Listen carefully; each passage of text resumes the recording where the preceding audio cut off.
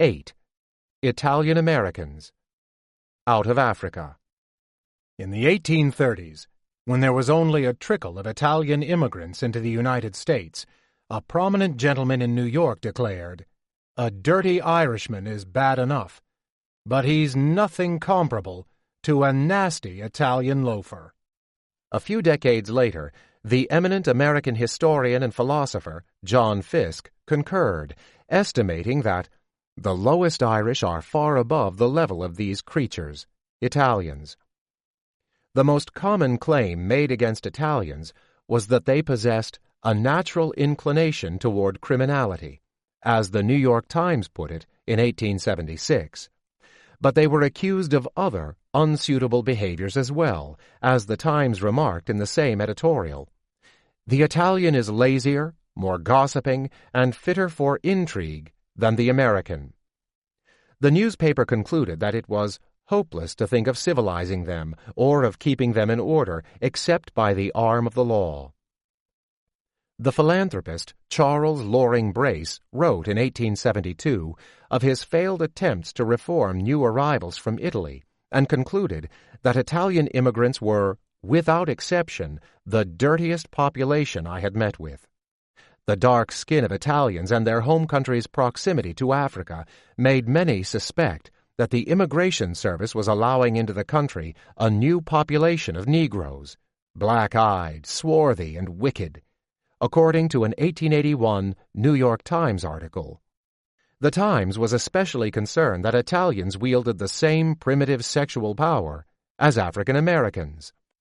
There were hundreds of romantic young women in this city whose imaginations have been fired by the newcomers, since the romantic nature craves something Southern, Latin, and intense. Direct comparisons of Italians to other primitives living in the United States were often made, especially in Louisiana and Mississippi, where Italians immigrated in large numbers to take jobs vacated by blacks who had fled to the north. A Sicilian immigrant who worked in the sugarcane fields of Louisiana remembered that the boss used to call us niggers and told us that we weren't white men. In 1890, after the chief of police of New Orleans was murdered, the New Orleans Times-Democrat accused Sicilian immigrants, whose low, repulsive countenance and slavery attire proclaimed their brutal natures, of committing the crime. After 19 Sicilian men were charged but acquitted, a mob broke into the jailhouse where they were being held, slashed limbs from the men, and hanged them from trees. Over the next 2 decades, Italians were lynched in Denver, Tampa, Gunnison, Colorado, Tallulah, Louisiana, and Johnston City, Illinois. Less murderous blackening of Italians was common as well. In the Mississippi Delta, attempts were made to segregate white and Italian school children and to disenfranchise the newcomers. A local newspaper in the Delta said in 1898, "When we speak of white man's government, they, Italians, are as black as the blackest Negro in existence." For these reasons, in the 1890s, the term Guinea, which had been used for slaves from the coast of West Africa, was applied to Italian Americans. Comparisons of Italians with blacks became increasingly common in the North as well. Leslie's Illustrated reported in 1901 on the instincts of the Italian immigrant, which included many of the natural characteristics widely believed to be those of African Americans. He plays cards, throws dice, gets up all kinds of gambling games, and stakes his all with the same shiftless indifference as though something other than his own purposes protected him. Of the Italian birth rate, there is 60% that is illegitimate. The papers are full of affairs between men and women, and girls, little more than children, have their children whose coming into the world was not sanctioned through law or sacrament. The following year, the president of Princeton University and future president of the United States, Woodrow Wilson, wrote that Italians who came to America constituted the more sordid and hapless elements of their population, the men whose standards of life and of work were such as American workmen had never dreamed of hitherto. A 1904 commentary by Popular Science Monthly welcomed immigrants from northern Italy, who were often of lighter complexion, and were very often skilled in some trade or occupation, but warned against admitting the southern Italian, who was short of stature, very dark in complexion, and invariably is an unskilled farm laborer. Like blacks and the first Irish and Jewish immigrants, Italians were perceived as a people completely of the body. The southern Italian's intelligence is not higher than one could imagine in the descendant of peasantry, illiterate for centuries, said Popular Science Monthly. But, nevertheless, they are wiry and muscular and capable of prolonged physical exertion and have a deftness of hand which adapts them to trades requiring manual skills. Accordingly, wages for Italian Americans were comparable to wages for African Americans in many labor markets. In 1910, the Chicago Tribune sent anthropologist George A. Dorsey to Italy to study the source of the undesirable immigrants. Southern Italians, in particular, concluded Dorsey, were clearly of Negroid ancestry, and therefore of questionable value from a mental, moral, or physical standpoint. And in its 1911 report, the United States Immigration Commission warned against admitting the Southern Italian race, which was excitable, impulsive, highly imaginative, impracticable, and had little adaptability to highly organized society. The Commission's reports on the work habits of Southern Italians echoed descriptions of the work habits of black slaves.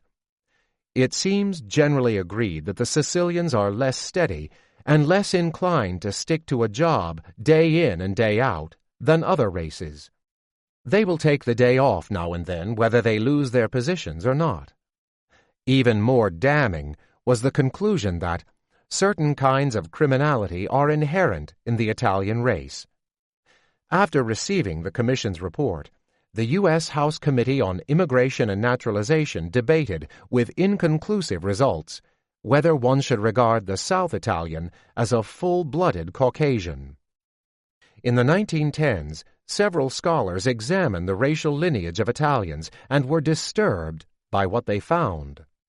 Edward Ross, professor of sociology at the University of Wisconsin and president of the American Sociological Association, argued in a 1914 book that because there was no small infusion of Greek, Saracen, and African blood in the Calabrians and Sicilians, they had reached only a primitive stage of civilization. Ross reported that Southern Italian immigrant children with the dusk of Saracenic or Berber ancestors showing in their cheeks are twice as apt to drop behind other pupils of their age as are the children of the non-English-speaking immigrants from Northern Europe. He also found that in the U.S. South, a fear has sprung up lest the Italians, being without the Southern white man's strong race feeling, should mix with the Negroes and create a hybrid. Ross described a number of characteristics in Italians that were commonly associated with blacks. Notably, they were addicted to gambling, often resistant to work, and therefore prone to criminal behavior. In an Italian quarter are men who never work, yet who have plenty of money. No, they say, we do not work. Work does not agree with us. We have friends who work and give us money. Why not? It is these parasites who commit most of the crime. The country from which they came has from 3 to 4 times the violence of the North, while its obscene crimes, which constitute an index of sensuality, are thrice as numerous. To Ross, these racially determined behaviors meant that half, perhaps 2/3 of our Italian immigrants are under America, not of it. Madison Grant's influential The Passing of the Great Race, 1916, which moved the Irish to Nordic status, argued that, in contrast, Southern Italians exemplified the lowest race in Europe. While Grant placed Mediterraneans within the white category, he made no bones about what many suspected. Those people had a lot of black in them. A study of the Mediterranean race shows that, so far from being purely European, it is equally African and Asiatic, he wrote.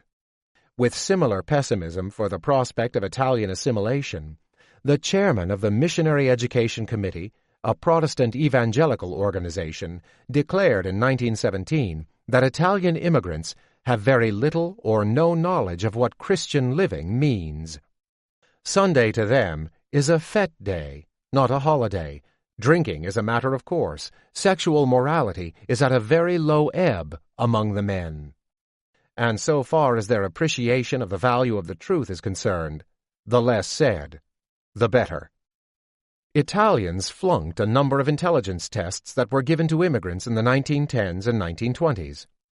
Dr. Arthur Sweeney administered one such test to several thousand immigrants among 16 nationalities and concluded in 1922 that we can strenuously object to the immigration from Italy, since 63.4% of the Italians who took the test scored in the D class, the bottom category of intelligence.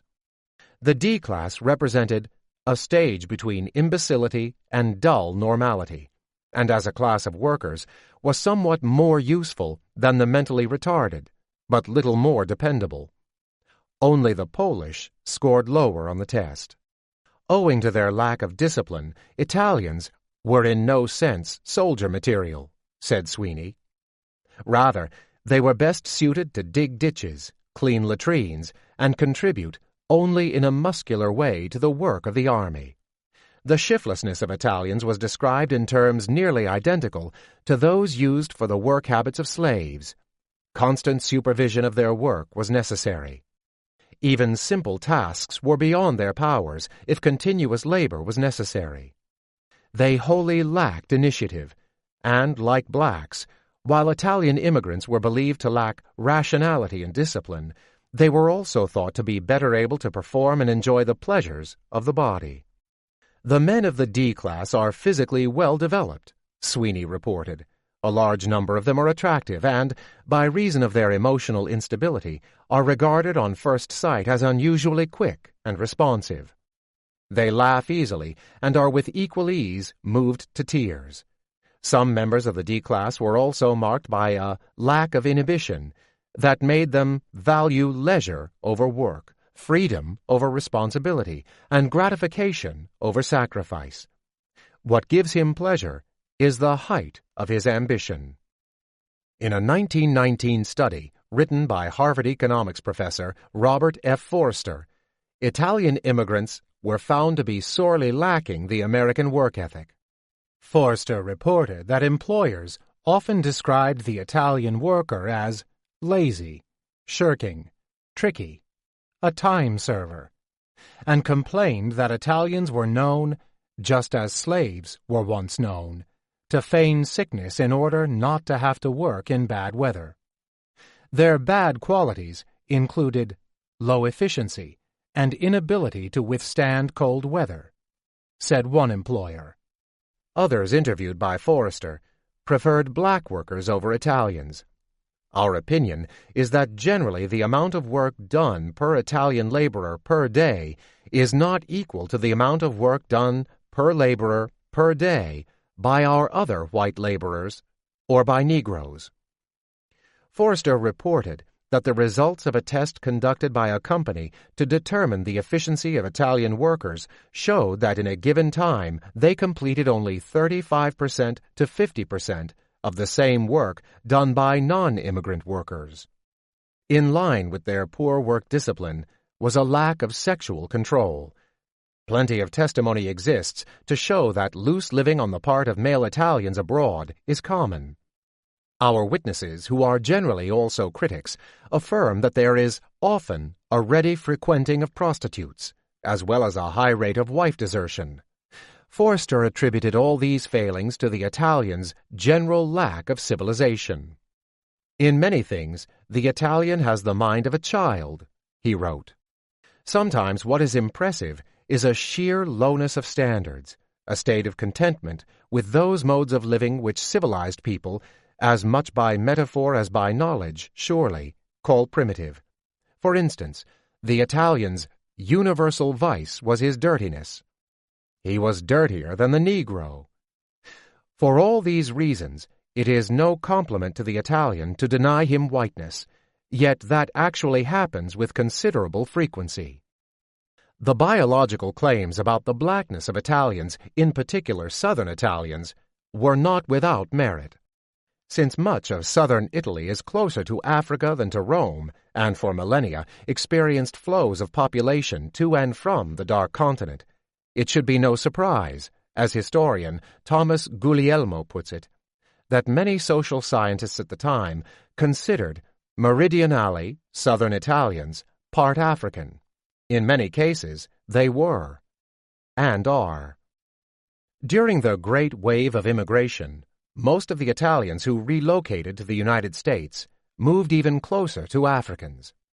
They settled in neighborhoods in New York, Chicago, and New Orleans that were populated by African Americans, and many shared tenement buildings, workplaces, and recreational facilities with blacks. This, as Guglielmo says, often meant the most intimate of contact. According to historian Robert Brandfan, since Italian immigrants in New Orleans and neighboring plantations did not hesitate to take nigger work, the Italians assumed the status of Negroes. One blended into the other, and Southern thinking made no effort to distinguish between them. Another scholar found that at the height of Jim Crow segregation in the Southern states, Italians, not schooled in the racial prejudice of the South, associated freely with the blacks, going against the accepted social order. Italian-American newspapers in Chicago reported casually of marriages or sexual liaisons between Italians and African Americans. Social worker Jane Addams, who led the movement to assimilate immigrants through settlement houses and who may have observed more immigrants at the time than anyone, reported that Italians in Chicago held no particular animosity toward Negroes, for those in the neighborhood were mostly from South Italy and accustomed to the dark-skinned races. Moreover, Adams concluded that the Mediterranean immigrants were less conscious than the Anglo-Saxon of color distinctions, perhaps because of their traditional familiarity with Carthage and Egypt. After the infamous Red Summer of 1919, when dozens of African Americans were killed by whites in rioting on the streets of Chicago, the city's leading Italian newspaper, L'Italia, sympathized with the black victims of the riots and condemned not only the white perpetrators, but also the failure of Americans to live up to their official creed of universal equality and justice for all. According to Guglielmo, a few Italians participated in the mayhem, but the vast majority of Italians do not appear to have taken part in the color riot of 1919. The Chicago Commission on Race Relations reported that in the area known as Little Sicily, the rioting was not serious, and that immediately after the fracas, the Negroes and Italians were again on good terms.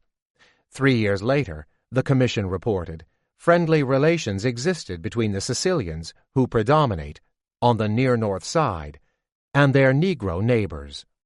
Some Negroes live harmoniously in the same tenements with Sicilians. Their children play together, and some of the Negro children have learned Sicilian phrases so that they are able to deal with the Sicilian shopkeepers. Many African Americans in Chicago shared this view. In 1925, the National Urban League, the leading black civil rights organization in the city, noted that Negro families often reported their Italian neighbors as being very friendly, visiting and even rendering assistance in some few cases of sickness and poverty. A University of Chicago social scientist who studied the city's ethnic groups in the 1920s found that African Americans are usually found in close associations with Jewish or Italian communities. These two groups are, on the whole, the most recent immigrant groups in the city, and they do not seem to have acquired the marked prejudice against the Negroes, which characterizes many of the older immigrant and American groups in the city. And in 1930, a director of the West Side Community Center remarked that the two largest unassimilated immigrant groups were the most willing to cross the American color line. The Jew and the Italian seem to be the only people who will live in the same house with the Negroes. I think that is why the Italians are coming into this neighborhood. They follow right on the heels of the Negroes. Similarly, in New York, historian Salvatore J. Lagumina found numerous instances of recreational cooperation between Italian Americans and African Americans during this period, and that African American and Italian American relations were generally devoid of violence and antagonism before the 1930s. Guglielmo's analysis of voting patterns in Chicago during the 1920s show that many Italians willingly voted alongside African Americans throughout these years. Furthermore, some Italians never seemed overly concerned about belonging to the same party, Republican, as African Americans, even when the Democrats furiously fought to paint that party as Negro through and through. Indeed, Italian-language newspapers openly advertised the point that Italians and African Americans held similar party affiliations, and on one occasion, L'Italia held up African Americans as a model for Italian political organization and behavior. When the national political parties were demographically realigned in the 1930s, both Italian Americans and African Americans moved overwhelmingly to the Democratic Party and remained solid voting blocs for the Democrats for the next 30 years. Indeed, one of the greatest champions of black civil rights during the 1930s and 1940s was Vito Marcantonio, the left-wing New York congressman whose East Harlem district contained large numbers of both Italians and African Americans. Marcantonio sponsored several civil rights bills and led the congressional fight against the discriminatory poll tax in southern states and worked to make lynching a federal crime. Though Italian Americans often resented comparisons to primitive blacks, for many years they did not respond to racial insults by aligning themselves with whites. Guglielmo notes that in the first 5 decades of mass immigration, when Italians in the United States identified themselves publicly, they did so in any number of ways, depending on the time and context, as Italians, South and North Italians, Sicilians, Lucchesi, Americans, Italian Americans, workers, women and men, Catholics, and so forth, but hardly ever as whites. Even in their religious practices, Italian immigrants blurred American racial lines. Italian immigrant churches across the United States displayed paintings and statues that depicted the Virgin, Madonna, and several saints as black. Until the 1940s, Catholics in Italian Harlem annually staged a procession of the feast of St. Benedict the Moor, the son of black slaves brought from Ethiopia to Sicily, whose life in the 16th century was so pure that he was known in the church and in 20th century Italian Harlem as the Holy Negro. According to historian Robert Orsi, it was not uncommon to see San Fratellan women, immigrants from the Sicilian village of San Fratello, barefoot and in prayer, honoring the black saint. Italian contributions to bad American fun. Americans who like to drink owe a debt to the primitivism of Italian Americans, who did more than any other group to subvert prohibition, and did so precisely because they were unwilling to live up to the standards of good Americans. A writer for the Independent and Weekly Review reported in 1922 on the widespread resistance, both passive and aggressive, by Italians to prohibition. To try to explain the theory of prohibition to a group of Italian workmen is very much like trying to explain to you, the reader, that in Siberia people walk on their ears. In other words, it sounds interesting, but it does not get over. People of this type, who are otherwise law-abiding and patriotic and well-intentioned, protect bootleggers and otherwise violate the Volstead Act, with the same faith in the justice of their actions that a group of Middle Western Americans would have in evading a law that prohibited them from planting corn. Of course, Italian-American gangsters were the frontline troops in the war against Prohibition. Quite possibly, a majority of the bottles consumed illegally in the United States at one point passed through the hands of a member of an Italian crime syndicate. Even Italian women fought on the home front in the Good War. According to Guglielmo, many women in the Italian community of Chicago were actively involved in the illicit home production of alcohol, upon which the city's entire bootlegging industry depended. What many observers called the Italian immigrants' resistance to discipline and control was heard in their musical tastes as well.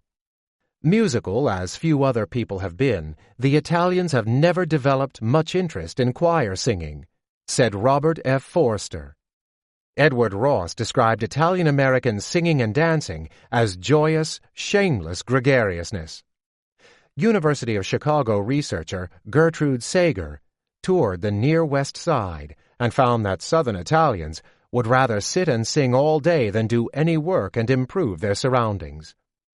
Almost as confirmation of their blackness, an extraordinary number of Italian immigrants were drawn to African-American music. A sociologist working for Columbia University in 1904 studied a section of the Lower East Side of New York City inhabited by unassimilated immigrants and African Americans, and found that the defining element of its culture was disreputable dancing.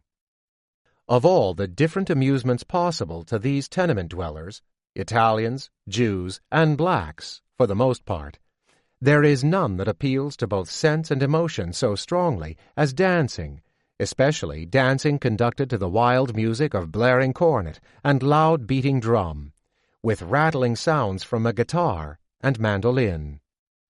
The ethnomusicologist Giulio Volpoletto Nakamura argues that in the 1900s, Italian-Americans began to duplicate the black rhythms of African work songs and ceremonial dances. At the turn of the century, New Orleans was the Italian capital of the United States.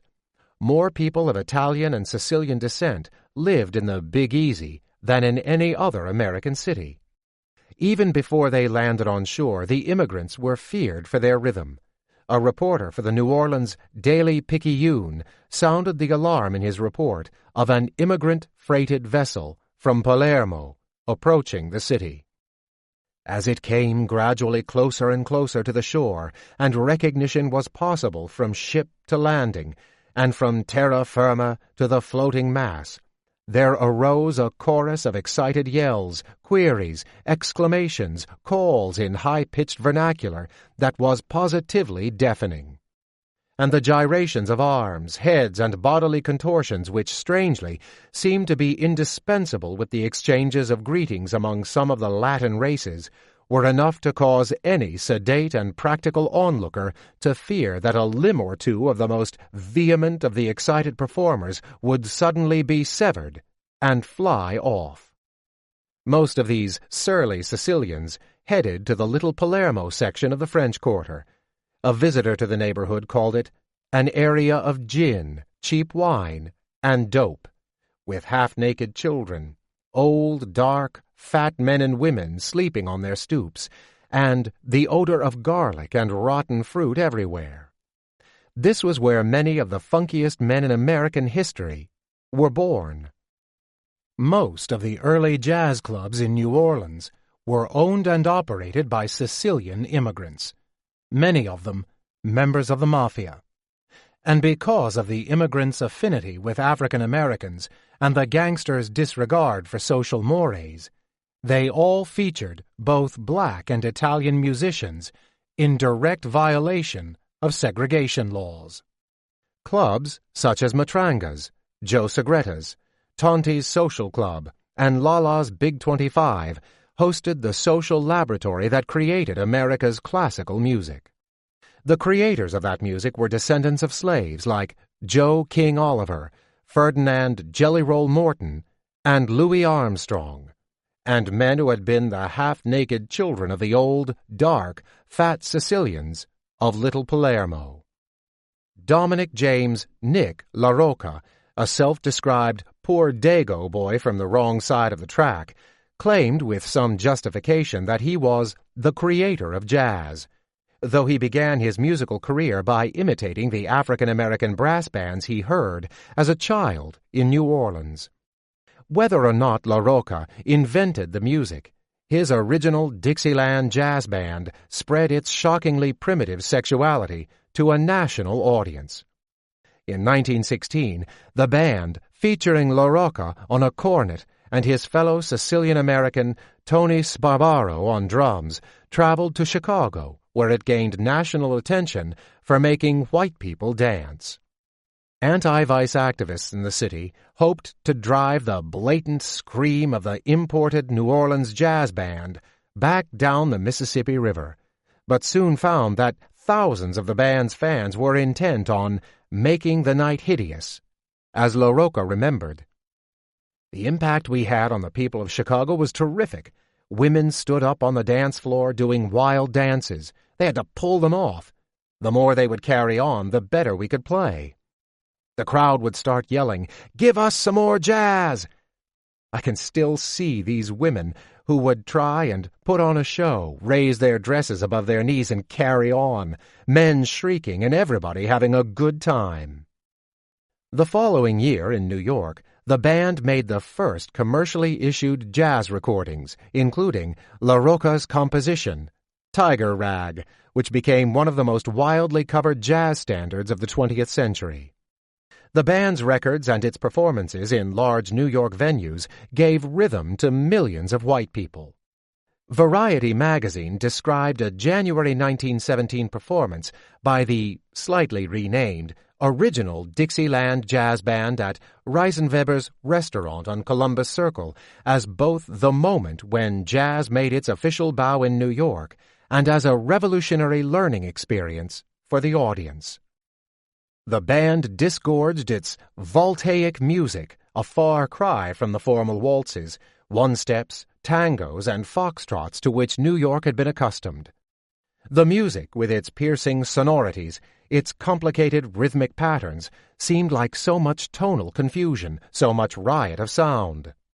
Bewildered by this strange music, the clients at Reisenweber's made no move toward the dance floor, but listened half perplexed, half magnetized. The band played one number after another, and still no move was made toward dancing. At last, the manager interposed with a polite explanation. "Ladies and gentlemen, this is jazz. It is meant for dancing." There was some good-humored laughter, and the ice was broken. A few venturesome partners started dancing. Others followed. There is one thing that is certain, and that is that the melodies as played by the jazz organization at Reisenweber's are quite conducive to making the dancers on the floor loosen up and go to the limit in their stepping. Anyone who could move his feet rhythmically across a dance floor was capable of performing creditably. Jazz had come to New York, for better or for worse. It had come to stay. One member of the audience that night was another funky Italian named Jimmy Durante. Durante had traveled downtown to the show from 125th Street in Harlem, where he was the piano player at a saloon in the basement of a burlesque club. The Brooklyn-born son of immigrants had been so inspired by the music of Scott Joplin that he dropped out of school in the 8th grade to become a full-time ragtime pianist. Soon known as Ragtime Jimmy, Durante developed an especially hot music style conducive to dancing and was naturally drawn to La Rocca's sound. After seeing the Reisenweber performance, Durante was inspired to assemble his own dance music group, called the Original New Orleans Jazz Band, which featured, in one of the first acts of racial integration in American popular music, a young African-American clarinetist named Achille Baquet. During the 1920s, Durante also collaborated with a black songwriter named Chris Smith on several songs that were recorded by the great blues singer Mamie South. Ragtime Jimmy later moved into comedy and acting in vaudeville, radio, Broadway theater, movies, and television, and became one of the most famous personalities in American show business. Wingy Manone and Joe Marsala were two other sons of Italy who helped pioneer hot dance music. Raised in Little Palermo, near Louis Prima's home, Manone recorded several important swing songs including Tar Paper Stomp, Nickel in the Slot, Downright Disgusted Blues, and Tailgate Ramble, and was known for his facility with comedic jive talk. Marsala, a Chicago native, hosted what are considered to be the first regular interracial jam sessions for jazz musicians, and in 1936 became one of the first white band leaders to hire an African-American musician when he employed the trumpeter Henry Red Allen. According to jazz historian Leonard Feather, Joe Marsala was responsible in his quiet and unpublicized way for more attempts at breaking down segregation in jazz than Benny Goodman. But none of these Italian-Americans achieved musical fame as spectacularly as did Louis Prima. As a boy, Prima listened to the music pouring out of clubs near his home and early on established himself, according to his biographer, as Louis Armstrong's biggest fan in Little Palermo. Prima began to imitate the cornet playing, singing, dancing, stage presence, and general style of his hero. "Honest to God," Prima recalled, "from the first time I heard Armstrong, I felt such a close understanding of his phrasing, his handling of a tune, that it was impossible for me to do some tunes without being like him." While still in high school, Prima formed two bands that specialized in jive street jazz, a sort of raw Dixieland emphasizing Mediterranean and African melody lines. Soon, the man who called himself America's hottest trumpeter headed to New York to make it on the national stage. But he was turned away because he was black.